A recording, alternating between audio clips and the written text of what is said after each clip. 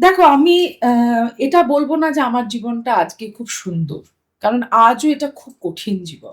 হ্যাঁ? কিন্তু এই কঠিন জীবনটা খুব সুন্দর মানুষদের সঙ্গে আমি ভাগ করে নিতে পারছি। That is my strength. যে দিনের শেষে যখন আমাকে সবাই বলে না যে, "এত ঘাত-প্রতিঘাত গেছে, how do you smile?" Because আমার দুটো হাত যে দুটো হাত আমাকে আগলে রেখেছে। যখন মা চলে গেছেন আমার আমার এক রাতের মধ্যে মনে হয়েছে যে আর কেউ আমার খেয়াল করার জন্য রইল না।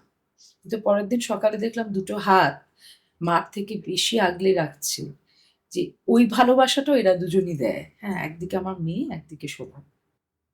তো ওরা দুজন যতক্ষণ যে কারোর মানে আমি তো সবসময় বলি যে একটা ড্রিম লাইফ এর যদি কম্পোনেন্ট খুঁজতে হয়, তাহলে শোভনের মতো একজন পার্টনার আর আমার মেয়ের মতো একটা সন্তান।